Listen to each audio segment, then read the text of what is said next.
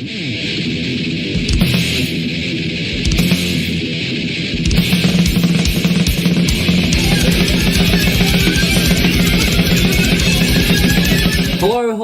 welcome back to The Metal Hunter. My name is Luke, and I'm back with another edition of the year in heavy metal history. So this time I'm going to be tackling 1990. As you know, I love celebrating the history of heavy metal, and 1990 was a fucking jam-packed year. So much shit happening within the metal community and the metal genre. So many bands trying to do different things, so many major labels picking up metal bands. It was really an exciting time in 1990. Now, just before we do get into the video, as always, make sure that you subscribe. I'm trying to get to 10,000 subscribers before the end of this lockdown, which is probably going to be sooner rather than later. If you want to follow me on social media, I'm at The Metal Hunter on Facebook, Twitter, and Instagram. And yeah, now that all that bullshit's out of the way, what was happening in 1990? Well, I was still shitting my pants and probably eating my own boogers, which is basically the same as what I do now. 1990, yeah, I was 3 years old. Man, I've got no memories from then. Maybe learning how to ride a bike or some shit, or learning how to walk. I don't know what kids do. Anyway, who gives a shit about that? I suppose I should mention also in the background, we've got Persistence of Time by Anthrax playing. I usually say that right at the start, but I completely forgot because my brain is fucking wired. I've done so much research for this one, and I got to tell you, there's some fucking cracking albums that came out in 1990. I'm also going to create a playlist of a song of each album on the list for each year that I put out. So I'm going to do that retrospectively. I'm going to go back to 1987 and I'm going to do some playlists. So you can check them out on my channel. There's going to be tracks off every album that I've listed, and then that way you guys don't have to go and listen to every single album. You can just go through, press play on that playlist, and you can check out all the songs. So what was happening in 1990 in popular culture? Well, Nelson Mandela, leader of the African National Congress, was released after spending 27 years behind prison walls. Now, the reason that I bring this up is because of the Mandela effect. If you don't know about the Mandela effect, you definitely should go and Google that shit. The Gulf War began. I don't know what that is. I'm sure that's some kind of petty bullshit. War is fucking... The only thing that I like about war is that there are bands out there that sing about war and it gives them something to be pissed off about, and that's about it. Everything else... There's some pretty cool movies and video games, but that's it. War is stupid. Popular music, so Michael Bolton, Paula Abdul. The song Opposites Attract by Paula Abdul is actually one of my wife's favorite songs of all time. So whenever she's in a bad mood, I'll chuck that song on just to see what happens, see if I can cheer her up or something like that. People like Roxette, Madonna, and Taylor Dane were killing it at the Billboard charts. Popular movies were like movies like Ghost, Pretty Woman, Home Alone, Die Hard 2, Total Recall. Oh, what a fucking movie. Teenage Mutant Ninja Turtles, the first one. So many great movies came out that year, but look, this is a jam-packed episode, so I'm going to try and get through this as quickly as possible. You'll notice that I'm going to list off the albums a lot quicker, and I'm going to list off a lot of this stuff a lot quicker because it's going to be so fucking long. Alright, so firstly we've got bands formed. So we've got Amorphous, Anathema, At the Gates, Body Count by rapper Ice-T. Shout out to fucking Body Count. I really hope that the dude from Trapped catches a fist from Ice-T. Brutal Truth, Centinex, Converge, one of my favorite bands of all time. Crowbar, another one of my favorite bands of all time. Demolich, Exhumed, God Dethroned, Green Carnation, Hemorrhage, Impaled Nazarene, In Flames, Christian, Marduk, Monstrosity, My Dying Bride, November, Seance, Septic Flesh, Sleep, and Tool. Fuck that band, but look, they had to be on there because I guess everyone likes Tool, whatever. Man, so many great bands got started. I mean, Amorphous, a fantastic band. Some of their earlier stuff, especially like the Tuonela album and Tales from the Lake, fucking awesome. But I think that they're still consistently releasing great albums. At the Gates, obviously being one of the most influential metal bands, especially because they basically were the blueprint for metalcore in the late 90s and early 2000s. Converge, one of the best metallic hardcore bands of all time. Crowbar, who got started out as the Slugs, I think, and I think they might have even formed a little bit earlier than 1990, but this list is just off Wikipedia because I'm a bit lazy. Monstrosity, the US death metal band that had George Corpsegrinder in it originally before he went to Cannibal Corpse. In Flames, man, I've got so many great memories of In Flames. Reroute to Remain is such a fucking amazing album. Some of my best memories rotate around that album, especially hanging out with my my best friend and going to shows and shit like that. So yeah. The only band that broke up in 1990 was Atrophy. Now they did release an album in 1990 from memory. Yep. But I'm going to get to that in a second. I'm kind of mumbling a little bit, mainly because I've been mainlining coffee all morning. So this might come off as a bit of a crackheadish episode, but as I said, I'm going to try and get through it as fast as possible.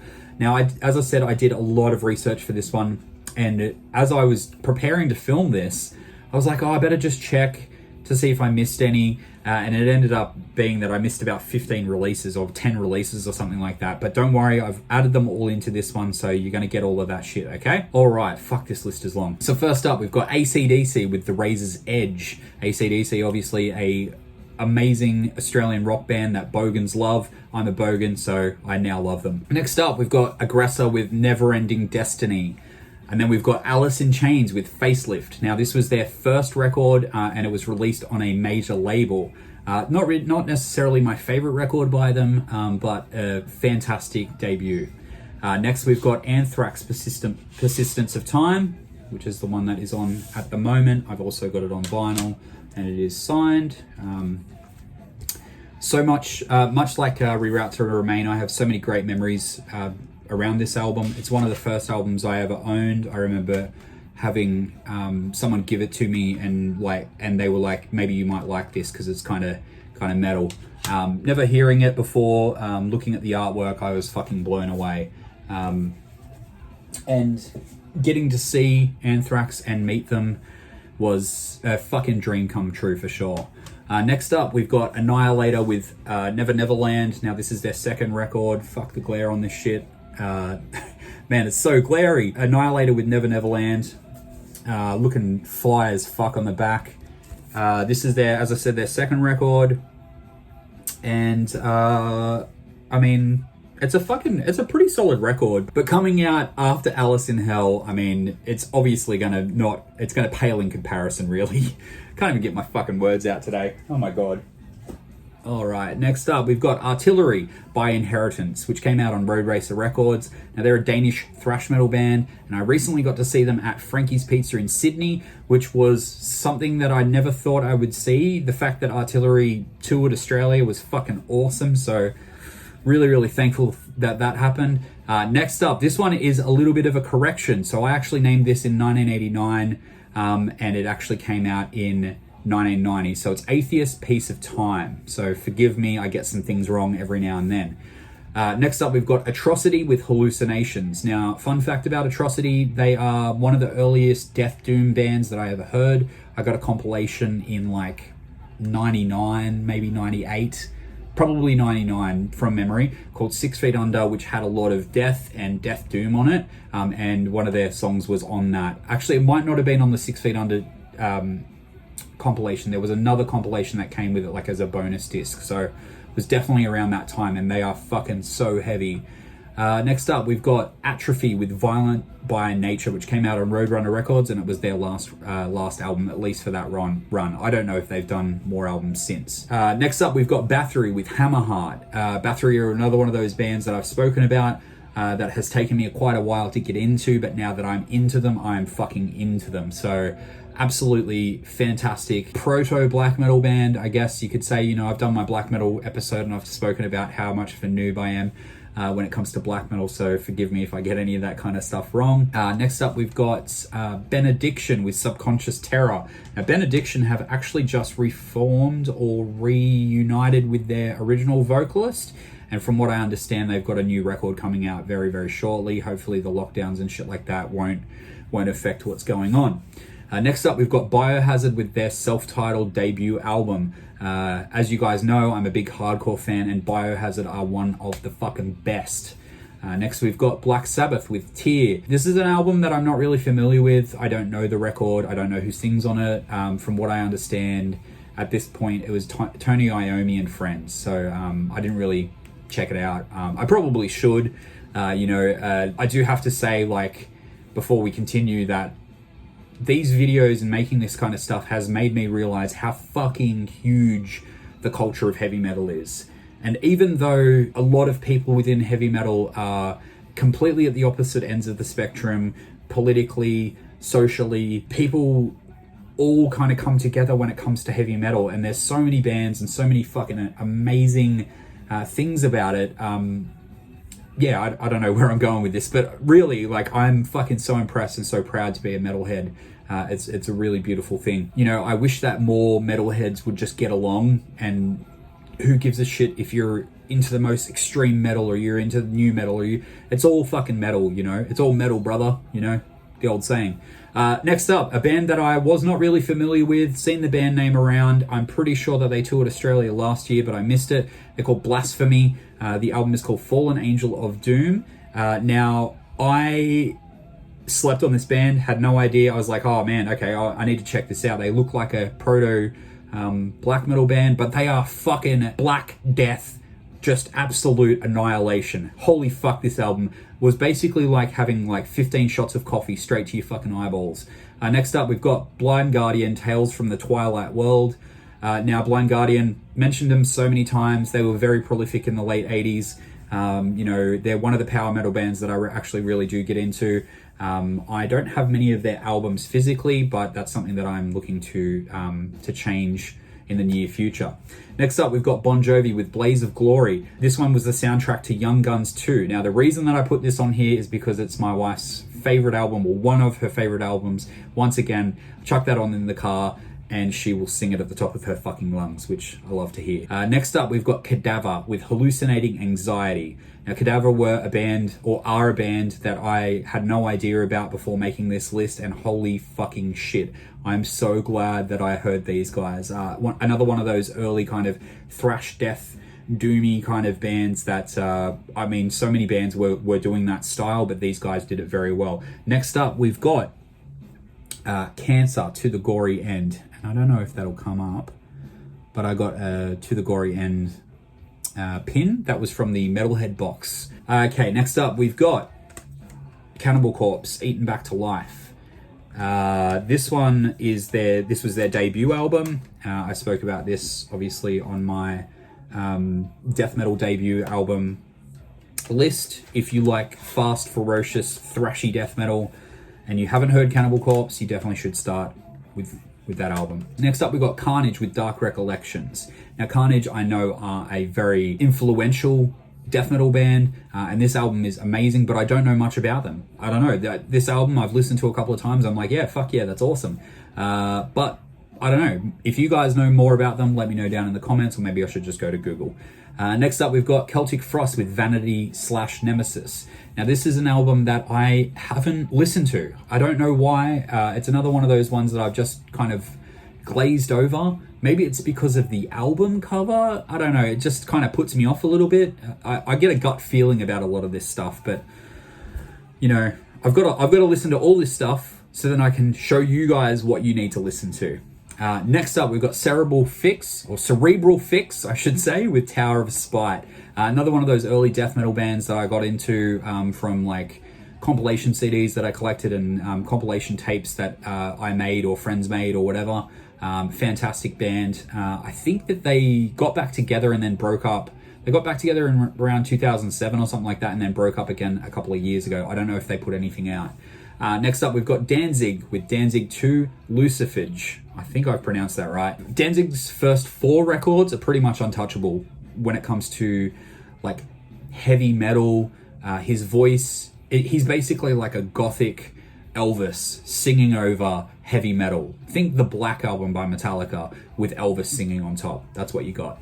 Next up, we've got Defiance with Void Terra Firma. Another band that I didn't know about. Fantastic crossover death thrash kind of shit.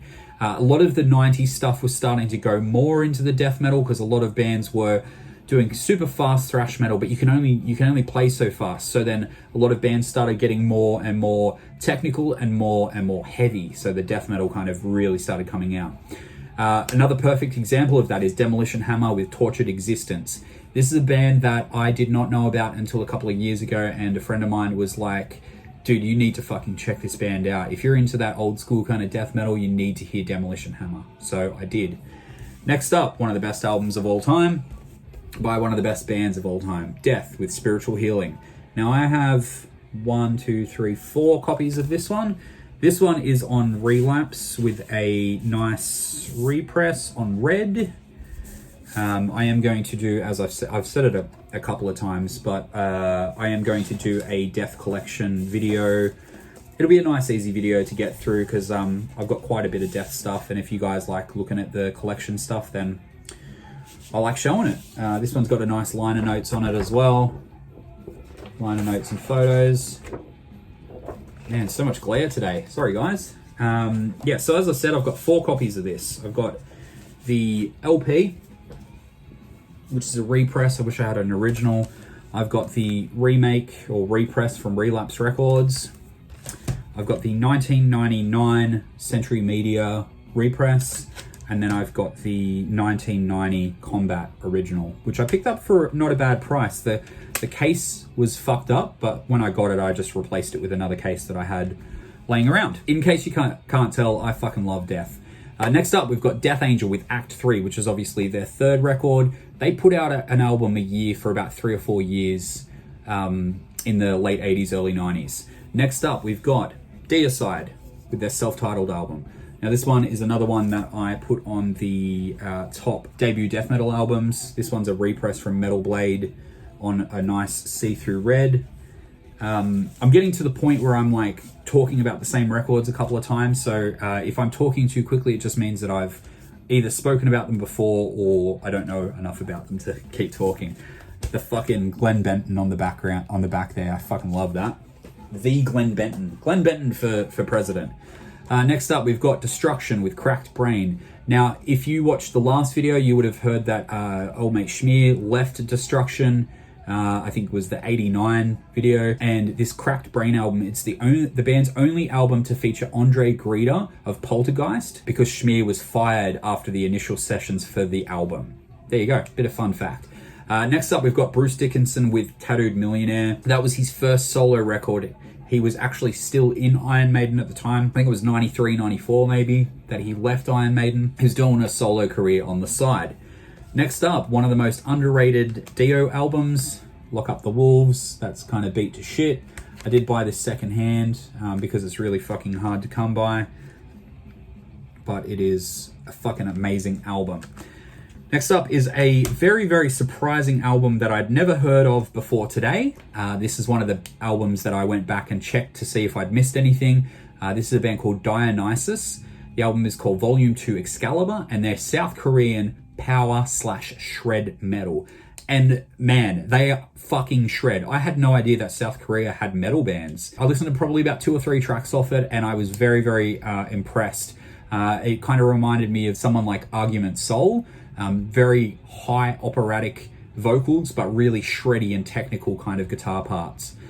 Next up, we've got Disembowelment with Morning September. That is the first demo from the legendary Australian Death Doom band. They were very short-lived, but they need to be mentioned. Next up, we've got Disharmonic Orchestra with Exposition Sprofala. It says it down there. It's their first record, so and they're an amazing Death Doom band. Death Doom was really getting its start around the 90s, like the early 90s, so Disharmonic Orchestra, Paradise Lost, Disembowelment, whoever else I mentioned. As I said, my brain is complete mush at the moment. Next up, we've got Entombed with Left Hand Path. Another one of those bands that I've mentioned. Won't go into it too much, and you guys have seen this before. I'm pretty sure I've shown you this anyway. It's a black record. All right, next up, what have we got? Exhorder, Slaughter in the Vatican on Roadrunner Records. Now, Exhorder are responsible for Pantera's sound. A lot of people say, and I agree. I think that Exhorder came out with a groovy, thrashy kind of metal album with a lot of attitude, and I think Pantera heard that sound and perfected it. That's just my personal opinion, but I am biased because Pantera is my favorite band. Next up, we've got Exodus with Impact is Imminent. I've never actually listened to this record. I love Exodus, but I don't know why. I've just never gotten around to it. I probably will be doing that while I'm putting together all these playlists. Yeah, and I'm also, I guess I'm gonna like just jump in here as well. I'm thinking about doing like ranking of albums by bands, and especially bands that I haven't heard like full discographies of. So if you think that's a good idea, let me know down in the comments. Next up, we've got the first album from I Hate God. The album is called In the Name of Suffering, and it came out on Intellectual Convulsion Records. I think it was re-released in 1992 on Century Media Records. Next up, we've got Forbidden with Twisted Into Form. Man, this fucking album cover is sick. I wish the fucking glare would absolutely get fucked. There it is. This is a re-release on Century Media from like 97 or something like that. 2008. Fuck, I'm good with years. Holy shit. Next up, we've got Gamma Ray with Heading for Tomorrow. That was their first record. Gamma Ray are a fantastic power metal band. Got to see them at Wacken in Germany in 1999. In 2009, you can actually see the parts of my brain fall out. In 2009 it was. Yeah, and they were fucking awesome. I think it was Gamma Ray. Fuck, I hope it was Gamma Ray. God, I'm losing it. Next up, we've got Gwar with Scumdogs of the Universe. Now, Gwar are a band that I never really got. I still don't get them. A lot of people love them, and I get that they love them, but there's nothing in it for me, personally. But this is what it is. Okay, here we go. Here's one of these bands that I found while I was doing this whole, like, checking out all the albums and shit like that. It's a band called Hellwitch.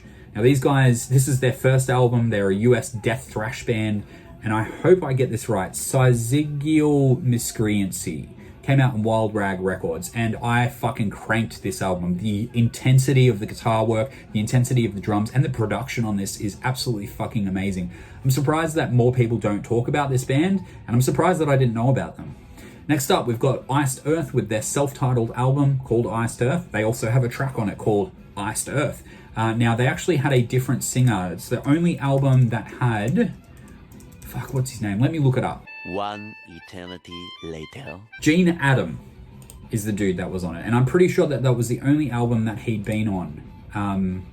Because he was in Purgatory, which is what Iced Earth were called before. They did a bunch of demos and an EP, maybe?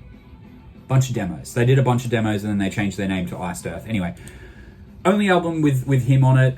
Look, I'm not really a fan of his vocals. Matt Barlow and Stu Block is where it's at for me. Stu Block is my personal favorite. I know a lot of people prefer Matt Barlow. I think it just comes down to who you hear first. I was a fan of Stu Block's old band Into Eternity before I even heard Iced Earth, so I guess that's where it all comes from. Next up, another one of these bands that I was fucking blown away by. I had no idea about this band, and I had no idea about the history of this. Okay, so the band is called Impetigo. The album is called Ultimo Mondo Cannibal, and it's the debut. So this is the debut album by American band Impetigo, a major influence in the grindcore and gore grind sound. It is one of the first albums to use sound segments from horror films as intros for their songs. And I had a bit of a look. It looked like they had some Fulci shit in there. It looks like they had Cannibal Holocaust kind of shit on this album. So being a band that really started the sick death metal fucking samples is amazing. You know, bands like Mortician and fucking whoever else. I can't even think of the bands at the moment. Next up, we've got Inquisition with Anxious Death. This was a self-released EP that came out in 1990. As you guys know, Inquisition are becoming one of the more bigger bands within the black metal genre. And I actually had no idea that they'd started so early. I thought that they were only a newer band. Okay, these guys, I don't know if you guys have ever heard of this band. They're a little band from the UK. I don't know. They're called Iron Maiden, No Prayer for the Dying. I fucking love this cover. This album cover is absolutely fucking amazing. One of my favorite Iron Maiden covers. I think I say that about every Iron Maiden album, don't I? Look at how fucking tough they look in the graveyard. So I think from memory, this was the last one with Bruce Dickinson on it before he left in 93 or 94. And then Blaze came in, and then... you know, he ended up coming back anyway. Next up, we've got another little band from the UK that I don't think you guys have heard of. This is, I don't even know how I got a copy of it. I think it was just a back alley trade. No one's ever heard of this band, Judas Priest, Painkiller. It's the last one to have Rob Halford on it for a little while until he came back in 2005 for Angel of Retribution. This is my favorite Judas Priest album. I fucking love the shit out of that. I don't really mind the next stuff that kind of came out, but I prefer Halford, as I'm sure that everyone else does. Also, I'm just going to make a little point. I checked out a band called Crocus, who has an album on this list, and found out that in 1978 they actually had an album called Painkiller. And they actually sound like a cross between Judas Priest and AC/DC, which is kind of weird. I think they're from Switzerland or something like that. Anyway, getting right along. King Diamond, The Eye. I actually do have a copy of this. I just don't know where the fuck it is. I am going to do a live video on Instagram probably on Sunday night where I just talk shit and arrange my CDs. So follow me on Instagram. Next up, we've got Creator with Coma of Souls, another album that I've got, but I just can't fucking find it because my shit isn't in alphabetical order and some of my shit is in storage. Next up, Crocus with Stampede. Now, as I said, Crocus are a Swiss band. I think I got that right from memory. I was looking at so many different bands. And as I said, they are a cross between Judas Priest and AC/DC. So if that's the kind of shit that you like, you definitely should check them out. Next up, we've got Living Colour with Time's Up. Now, Living Colour are such a fucking underrated band when it comes to alternative metal and like new metal, I guess you'd say. They were like a very, very early progenitor of new metal. So if you're into that kind of stuff, you definitely should go back and listen to them because they were very progressive and their vocalist is fucking untouchable. That dude can sing. Next up, we've got Manila Road with The Courts of Chaos. Now, I actually had no idea about Manila Road being so prolific with their albums. They are putting out albums all the fucking time. Unfortunately, they broke up about 2 years ago. I think they had a hiatus and then they got back together, but they've broken up again, unfortunately. Okay, this is another one that I did not know about. I'd seen the logo around quite a bit. Fuck, this video is going to be so long. I'd seen the logo around quite a bit, but I'd never really checked them out. And it's a band called Massacre. The album is called Final Holocaust. It was their first album, and they are a French death thrash band. From what I understand, they're very, very influential to a lot of bands and a lot of people. So I checked it out and I was fucking blown away, and I can understand why. Next up, we've got Master with their self-titled debut album. Master are one of those bands that have a little bit of a call for the first death metal bands when it comes to Master, Possessed, and Death, and a couple of other bands that were coming out. Master definitely, they had a demo in 1985. That was definitely going towards the death metal sound. Okay, next up, this goes out to all my Megadeth friends, all my people that I might have offended in the last couple of videos where I was shit talking Megadeth. I actually really do like a couple of releases from them, and this is my favorite, absolute favorite. I own 4 copies of this album. So it is Megadeth's Rust in Peace. So this is the Capitol Vault repress, 180 gram, beautiful looking piece of fucking vinyl. I've also got the remastered CD. I've got an original Combat American press CD, and then I think this is maybe that was the European, and I think that's the US one. But the reason that I've got 2 of these is they've actually got different colored spines, which is interesting. I do like Megadeth. There are records that I enjoy, but overall I think that they have too much hype. The fact that they've only put out a couple of great records is, that's a story for another day. Anyway, next up, we've got Merciless with The Awakening. Now, this one came out on Death Like Silence Records. They are a Swedish death thrash band, one of the first underground death thrash outfits to rise from Sweden. Merciless are also the first band to sign to the underground record label Death Like Silence Productions, owned by Euronymous of Mayhem fame, with their first full-length, The Awakening. Something that I didn't know, I actually had no idea about this band. I'd seen the logo around, but I was just like, whatever the fuck. And I checked it out, and it's fucking awesome. The fact that they got released on a black metal label is outstanding, because I always thought that the black metal people at the late 80s and early 90s were really kicking against death metal. But look, whatever. Great release. Next up, we've got Mekong Delta, Dances of Death and Other Walking Shadows. This one is a progressive thrash metal band from Germany. I had no idea about this. I saw the album cover and I was like, holy fuck, this is amazing. And the music's amazing too. There you go. Next up, we've got Morbid Saint with Spectrum of Death. Morbid Saint, much like Demolition Hammer, one of those really fast, chaotic, thrashy death metal bands that I've only just gotten into. The same person that told me about Demolition Hammer told me about Morbid Saint, and he wasn't wrong. Next up, we've got Napalm Death with Harmony Corruption. I do own a copy of this album, but I spent so much time looking for everything, I could not find it once again, but I'm going to get my shit in alphabetical order very shortly. Next up, we've got Nocturnus with The Key. Now, this is an album that's really escaped me. I've listened to it probably about 2 or 3 times, and a lot of people tell me that it's a lot of people are talking about it and saying like it's one of the most influential death metal albums of all time, and it just hasn't caught me yet. I don't know if it's just me, or I don't maybe it's been overhyped or something like that, but look, leave it with me. Hopefully I'll get into it, or I'll work it out. Next up, we've got Obituary, Cause of Death. That is one of the most fucking amazing covers of all time. I think I might get that eye tattooed on me. What do you reckon? Looking hard as fuck on the back. So this one obviously came out in 1990. This is the 1997 re-release, but it's a repress from, I think, last year or something, like a couple of years ago or whatever. It's just on black. Sounds amazing. It's on Cargo Records because a lot of the Roadrunner stuff was being repressed by Cargo. I mean, Chopped in Half is the first Obituary song that I ever heard, and probably one of the first death metal songs that I ever heard. I could stare at this fucking shit all day long. Like, look at that. That is absolutely fucking awesome. Like, it just brings a smile to my face, you know? Jesus Christ. Okay. All right. Next up, we've got Oblivion, From This Day Forward. Now, these guys are a technical progressive thrash metal band from Canada. Canada actually has such an underrated scene when it comes to a lot of genres. I think a lot of people look to Europe or America at first, but when you broaden your scope, you find these amazing bands. This is a band that I did not know about.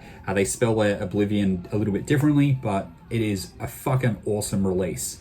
Next up, we've got Opprobrium with Beyond the Unknown. As I've said, Opprobrium were known as Incubus in the late 80s and early 90s. This is one of the best death metal albums of all time. I don't own it because it's fucking impossible to track down a copy with the original Incubus logo on it. I don't want the Opprobrium shit on there, but that's just a personal thing. Next up, we've got Overthrow, Within Suffering. Now, this is a Canadian death thrash debut album, and it's the only album. They had a demo and then this album, and it fucking riffs. It is so heavy. The fucking guitar tone is so chunky on this album. Next up, we have my favorite band, but my least favorite album, at least from their modern era of the band.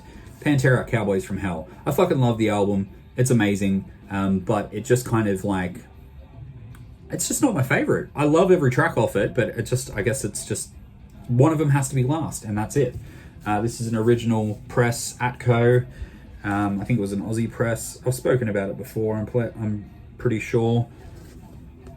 But yeah, fuck yeah. Pantera rule. Okay, next up, we've got Paradise Lost with Lost Paradise. That was their first album. As I mentioned them before, you know, they're one of the progenitors of the Death Doom style. Obviously, they went off and did more of a gothic kind of style, but they have been coming back around to the Death Doom stuff, and I really enjoy Paradise Lost. I got to see them with Catatonia in 2010 in London. And Nick Holmes is a fantastic vocalist. He's got such a command over his voice. Really, really great vocalist and amazing band. Next up, we've got Prong with Beg to Differ. Now, Prong are not really a band that I listen to, but I appreciate that they had such an influence on a lot of bands that I love. Next up, we've got Psychotic Waltz with A Social Grace. This is another band that I checked out, and fuck, I can't remember what they were like. Oh, they were, yeah, I remember now. They were like a progressive, like heavy metal band with like really high vocals. Fuck, I hope I'm remembering that right. So many bands and albums that I checked out. Fuck, I've got so many to go, and we are almost up to 40 minutes. So I hope you guys are comfy with your popcorn and your drink and all that kind of shit. There's still so many albums to go through. So let's get through it as quickly as possible. We've got Pungent Stench, For God, Your Soul, For Me, Your Flesh, which was their debut album. I didn't really get them for a while, and then I picked up a couple of their CDs off a friend, and I was like, okay, I understand this now. This is an album that I actually haven't checked out, so I probably should go back and check that out. Next up, we've got Rage with Reflections of a Shadow. I've mentioned Rage before. I like their newer stuff more than their old stuff. I think this was around the time that I started kind of like, not actually in 1990, but this is around their career where I actually started understanding what they're trying to do. Next up, we've got Razor with Shotgun Justice, one of the fucking best album covers of all time. You never ever let us down, that band. They always have such amazing album covers. Okay, so this is another one of the bands that I found from doing the research for this one, and it's a band called Root. They are from the Czech Republic, I think. Fuck, I didn't write it down, so hopefully I got that right. The album is, and forgive my pronunciation, it's It's spelled Zjeveni, but in English it is The Revelation. Now these guys are an epic death black doom band. I mean, these guys I'd never heard of before. I don't even think I'd seen the logo or the album cover or anything like that, but it came up in a list as I was researching, and I was like, okay, I'll check it out, whatever. The album cover looks a bit weird, but I checked it out and I was like, this is fucking amazing, absolutely crushing. Next up, we've got Riot, The Privilege of Power. Now, these guys have been around forever. I had no idea who they were. I always thought that they might have been just like a glam rock band, but they more lean on like a technical progressive thrash sound. So if you're into that kind of shit, definitely go and check that out. Next up, we've got Sacred Reich with The American Way. Sacred Reich back together, thankfully. I got their last album last year, maybe, or early this year. I can't remember. It's such a fucking blur these days. Next up, we've got Sacrifice with Soldiers of Misfortune. Another one of those Canadian thrash metal bands that just kind of came out of nowhere and fucking did a couple of albums and then disappeared into obscurity. Next up, we've got Sadus with Swallowed in Black. Sadus are an amazing band, a very underrated thrash metal band. So if you're into that kind of shit, you definitely should check that out. I'm just trying to get through these as quickly as possible now. Next up, we've got Sanctuary, Into the Mirror Black. Now, this is the last one that they did before they broke up. They then released an album in 2014 called The Year the Sun Died. For those of you who don't know and haven't watched anything where I talk about this, Sanctuary was Warrell Dane's first band, signed to Epic Records thanks to Dave Mustaine. Dave Mustaine helped produce, engineer these albums. I think both of the albums, Refuge Denied and this one. But yeah, fucking awesome shit. There's a really good music video off this album for Future Tense, which is the opening track. You should check that out. Next up, we've got Saxon with Solid Ball of Rock. And then we've got Scatterbrain with Here Comes Trouble. This is another band that I checked out as I saw the album cover and I was like, holy fuck, this is awesome. Musically, absolutely fucking mind-bending. Vocally, a little bit restricting. I guess that's probably why they didn't get as far as they should have. Next up, we've got one of the best albums of all time. It is Slayer with Seasons in the Abyss. I mean, this fucking shit is absolutely amazing. This is a repress from like a couple of years ago. It's just on black. It's just on black. It's just on You Can't See It, motherfucker.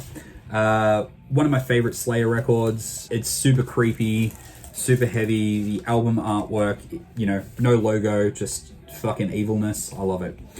Next up, we've got Sodom with Better Off Dead. Sodom, Teutonic thrash metal band from Germany. You definitely should check them out. Next up, we've got Steelheart with their self-titled record. Now, I haven't heard that album, but the album that came out in 1992 is, what was it called? Tangled in Rains is one of my favorite albums when it comes to the heavy rock, hard rock, straightforward heavy metal kind of stuff. So I can't wait to talk about that in the 1992 video. Next up, we've got Suffocation with Re-Incremated. That was their first demo. They had some tracks that actually came off their first album. So if you can find a copy of it or find it on YouTube, you should definitely check it out. Next up, we've got Suicidal Tendencies with Lights, Camera, Revolution. Suicidal Tendencies are a very important crossover band, and I think that they were influential to a lot of punk, hardcore, metal, and thrash bands. So you definitely should show some respect to your elders. Next up, we've got Tankard with The Meaning of Life. Not my favorite album by Tankard, but still a pretty decent album, a drinking album, I guess you'd say.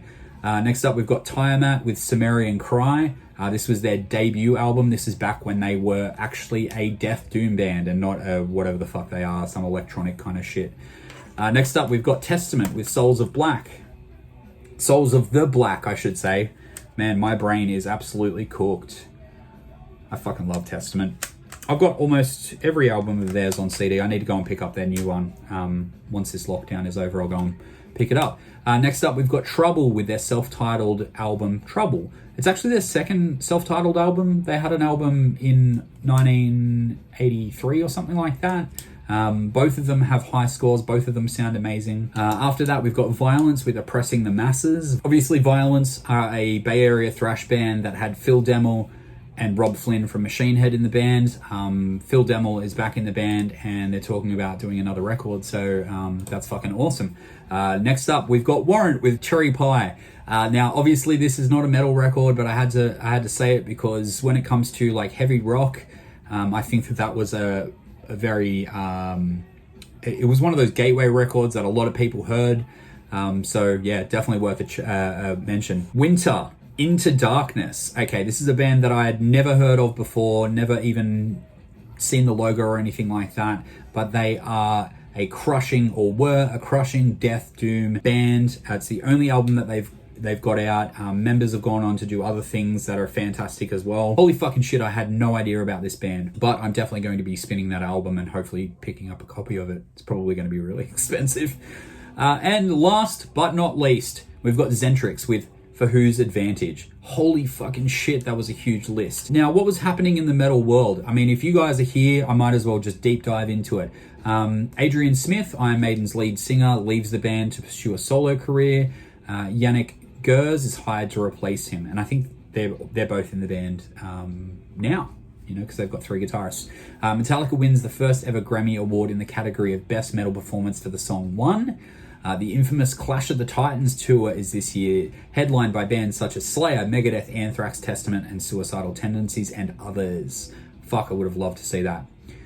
Judas Priest was involved in a multi-million-dollar lawsuit involving the 2 Nevada teenager suicides allegedly caused by the song Better By You, Better Than Me. The band won the case. Faith No More's The Real Thing, carried by the single Epic, also cracks the Billboard Top 10. Marty Friedman joins Megadeth, replacing Jeff Young on guitar.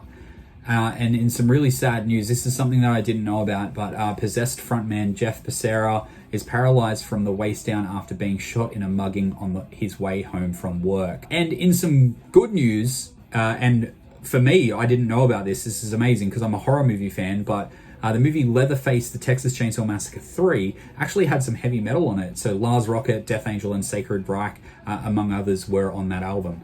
Holy shit, I'm up to 50 minutes on this filming. I'm sure that I'm going to edit it right down because I say a lot. So if you ever see those bits where it's kind of cut, it means that I've either burped or I've fucking forgotten what I was talking about and had to restart, or I'm just saying because I'm a fucking idiot. All right, 1990, All Over Red Rover. What did you guys think of the list? Let me know down in the comments if I've missed anything. I'm sure that I have. 1990 was a huge year for heavy metal, such a sprawling year for so many different genres, so many things getting started, so many things finishing. I'd really love to hear from you guys. As I said, I'm trying to get to 10,000 subscribers, so if you can help me out with that, that would be lovely. If you want to follow me, at The Metal Hunter, Facebook, Instagram, and Twitter, that would be amazing as well. I will be back next week with 1991, and I also have the month in metal coming up for you in the next couple of days. Make sure that you subscribe. Make sure that you take care of yourself during this time of woe, I guess you could say. Anyway, I've been Luke, The Metal Hunter. I'll see you later. Bye.